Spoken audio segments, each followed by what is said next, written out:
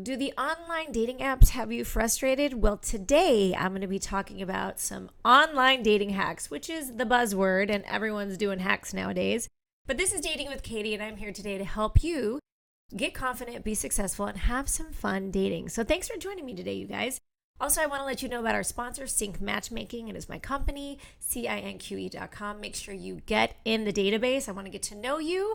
I want to see what you're looking for and see if perhaps I could match you or even bring beautiful matches to you. On top of that, do me a favor and subscribe. These podcasts are short. They're 15 minutes. They're very specific. They drop twice a week and you're going to love them. Send them to a friend. Send them to an ex. Who knows? Maybe they'll become better and you can do a circle back. All right. Well, first I want to share with you Colleen from Australia. Before we get into today's topic, I want to share how I do really feel like I'm changing lives and encouraging people in this dating atmosphere, but how the truth is it's frustrating everywhere. So Colleen writes in from Australia and she says, Katy, I listen to you all the time, but I find in Australia, they just aren't the standard on Bumble that you speak about. Maybe it's my location in Australia. Colleen, it's everywhere. So every woman in America, every woman in Canada, every woman in Latin America is shaking their heads. Girl, I've been on Bumble everywhere and it's the same. What I call my 80-20% rule. So 80% of the singles out there that are pseudo-actively dating aren't really quality. They shouldn't be dating. We talk about this in episode 13. Should you even be dating? I talk about my 4 foundations in podcast 2. I even tell women the 4 things they should be looking for so they don't waste their time with these 80%ers, because these are just going to be your time wasters. So the 20% are going to be hard to find. And online, it's going to be a little bit trickier because it's so one-dimensional. So Colleen, you're not the only girl in the world who thinks her pond doesn't have such great fish. But she goes on to share a little bit about her dating experience, and she's currently working with a matchmaking company. She says, I'm still with a dating agency, and I have another month in my membership, but even the guys they're putting me in touch with aren't great. Well, I did ask her a specific question. I said, are these guys blind dates, or did you get to see their bios? And she said they're blind dates. So, I wouldn't recommend paying someone to give you blind dates. You could ask your friends for that. She goes on to say, the last one had bad teeth. I talk about this. Teeth are huge, huge, huge. Unless you're okay with someone with bad teeth and you both have bad teeth. But if you love a woman with a great smile, then you better be a guy with some great teeth. It goes back and forth, you guys. She says, terrible. I just don't understand. Lucky it was dim lighting in the restaurant.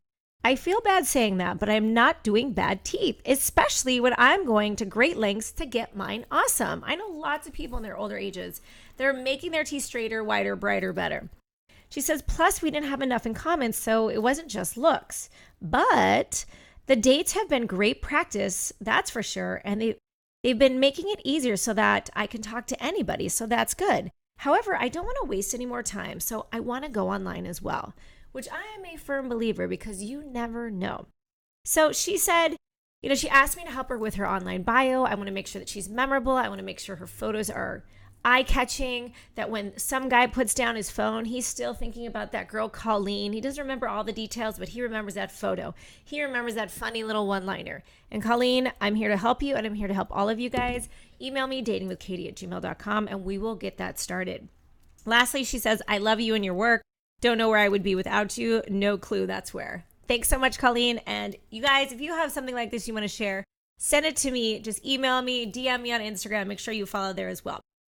All right, well, let's get into the hacks. Now, as a single mom, and this is a single mom hack, has nothing to do with dating, but you learn lessons through hacking. So I was a single mom. I did not make a lot of money in the divorce. Some women do. I was working. I had 3 little kids. And I remember we'd go to Starbucks. Now, Starbucks is it's the cost of your hand nowadays. And as a mom, I just couldn't choke down having 3 little kids each get their own drink at $3 each. I mean, $15 later, my goodness. So I remember I used to order a hot matcha tea latte, which had milk in it, so I thought it was, healthy. And it was this big. And then I would ask for 3 cups of ice, and I would pour the hot latte over all 3 small drinks, and each of my kids would have a drink.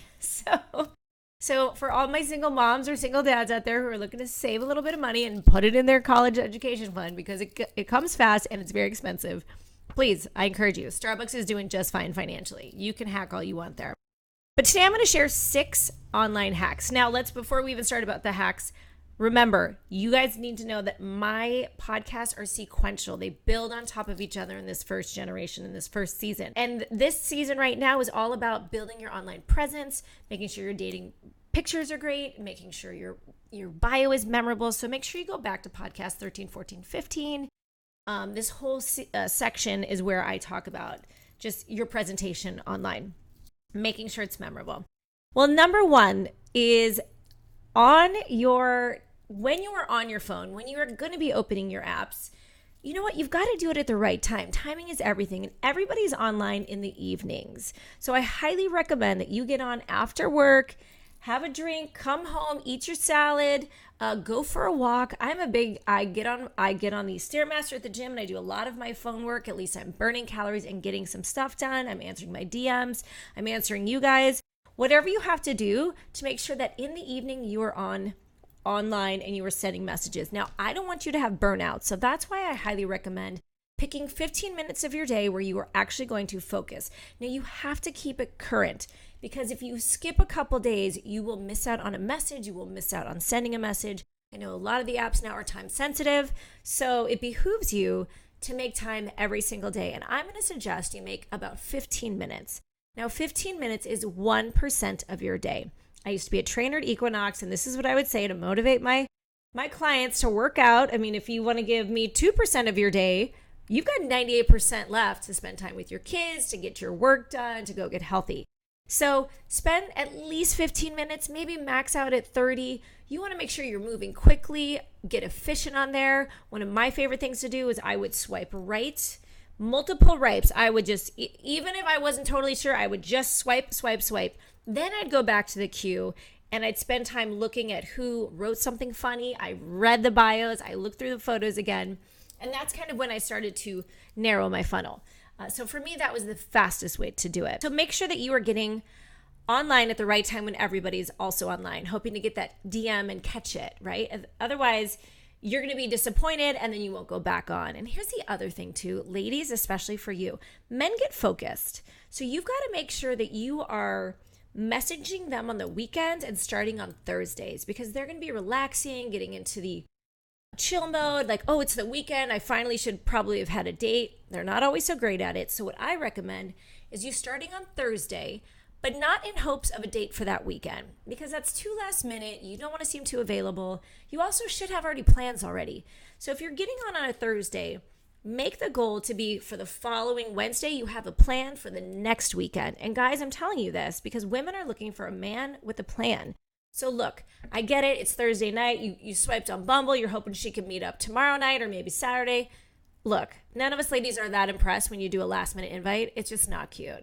So if she and you are chatting, you could throw it out there. That's fine. But also say, hey, I'd really like to honor your time and I'd like to take you on a full date or whatnot. So when are you available? And ladies, you should be busy doing life. Gentlemen, same for you. So just make sure that the invite comes at an appropriate time and gives an appropriate space to make it a good date. Not last minute unless you're both willing to do that, which happens. But I know more people get frustrated because it's so last minute that usually it looks better when you can span it out and do it appropriately. So get on, be consistent, don't waste your time, be formulated. Number 2, make sure that you rearrange your pictures. So I always suggest you only have about 5 pictures. Again, this is not your mother's baby photo album. No memes, no pictures of just your dog, no pictures of you, of like a travel photo with you not in it. Just 5 pictures of you. Each picture is 20% of who you are. But take those pictures and rearrange them. I know some of these apps are choosing your best photo. I don't know if I trust these algorithms. I would choose your best photo for you. I would rearrange it after 2 weeks. I'd take some out, put some new ones in. You've really got to see what's working for you. And you'll be able to tell because people will comment. So at one point, I remember I had this like hot red dress on and I had these political masks in my hand. And I'll tell you what, that little hot red dress and the political mask sure got a lot of attention. And the irony, I got it from both sides of the politics sign. So then I didn't want any more of that attention. So I took that picture off and put something more seasonal. Rearrange those pics, get new pics, have fresh pics, always be taking pictures. If you are going to a wedding this weekend, if you're out with your kids and you look kind of cute, ask a child to take a photo. I know it's weird. If you're hanging out with a girlfriend, if you're taking a group photo, there are other people there who can take your photo. So please ask somebody to go to the side corner and take your photo.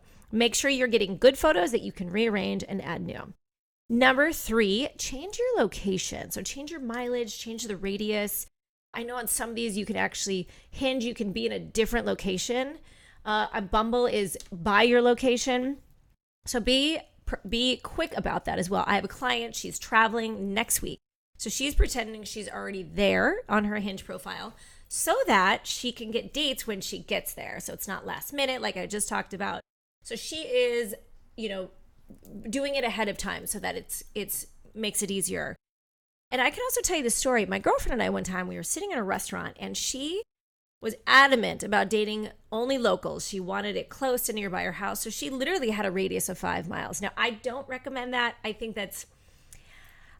mean, this is a large city, so it worked out well for her. And, she's surrounded by the kind of people that she's looking for. So it worked out well. But I don't recommend it. You just never know. For the right person, I know a lot of people will drive, fly, do what they need to do.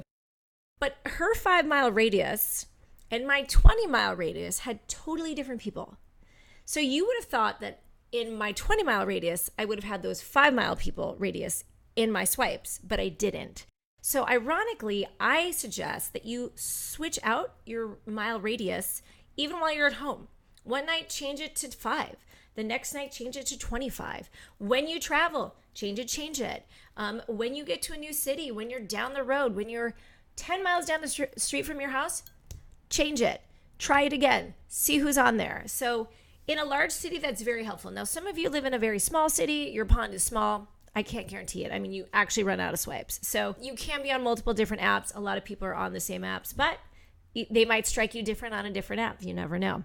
So again, those are the first 3. Number 4, I'm going to tell you that this isn't a hack, but this is truth, that there are all kinds of people on every app.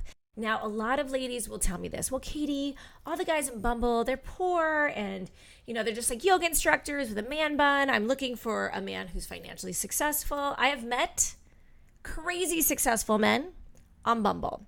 Not every successful man is on Millionaire Match because they don't even want to be on Millionaire Match. So just keep that in mind that you never know who you're going to meet on an app. And there's an app for every saddle. There's an app for every pot. I always say there's an ass for every saddle, lid to every pot. These apps nowadays, these dating profiles, I mean, we have matchmakers that will match anything. You guys know where I stand. I'm more conservative, more old school values. So I tend to have clients that are looking for the similar kind of person. But there are all kinds. I mean, there are non-vanilla women on Bumble.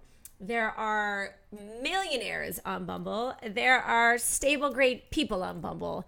So please keep that in mind and do not badmouth an app just because you had one cuckoo.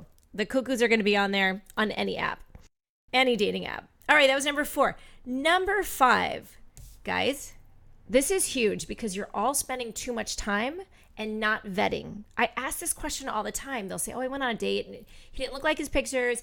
He wasn't well traveled. I said, well, did you vet that out? I am shocked that people do not make a call, do not make a FaceTime, do not ask for a current photo, like hold up 2 fingers, or like show me what you're doing today. Like anything to vet before you waste your time. And time is precious. You can't get it back. So here's a quick question that you can throw into the DM box that really is going to see, is this person even of your elevation, of your status, of your sophistication, of your EQ, emotional quotient. And this is going to be one of those questions. And men, you're not probably going to like this question, but ladies, you're going to want to ask this. It's kind of a soul question rather than what's your favorite drink, what's your favorite restaurant, what's your favorite vacation spot. This is a little bit more deep. And anybody who's deep is going to easily be able to answer this. And I know if you're listening to this podcast, that's you anyway. So ask this question quickly in the DMs. You could even put this in your profile because I recommend that you always ask a question in your profile so they can throw that in when they DM you. So there's a start of a banter. So write this down, keep this close to you, use this question all the time. What are you feeling most passionate about these days? Like that is a soul question, and that's going to help you vet out those 80%ers because we are done and over it, you guys. So lastly, here's my one last tip and trick. I think this is really cute nowadays, and I think this is really working for a lot of people. And this is using those voice hellos, either a voice hello or a video hello. Now, I think it's great because it verifies somebody. You can't really catfish somebody if you're actually making a little video. And I know men love these. It really makes you stand out. It shows that you're confident in who you are and how you look. There's not a lot of filters on them, so guys are grateful. Make sure your lighting is good. I mean, I sit here by my window because my lighting is good. My mailman's here right now. Amen for mailman. I wonder if he's single is the question. So use these little tips and tricks to make sure you stand out. So instead of being frustrated with your dating, just get better at it. And that's the goal here, you guys, is that I'm going to help you get successful. I'm going to get you confident, and I'm going to make sure that you're having some fun dating. So thanks for joining me. You're going to want to follow along sequentially, go back if you need to, and share this with a friend, subscribe, and I'll talk to you soon.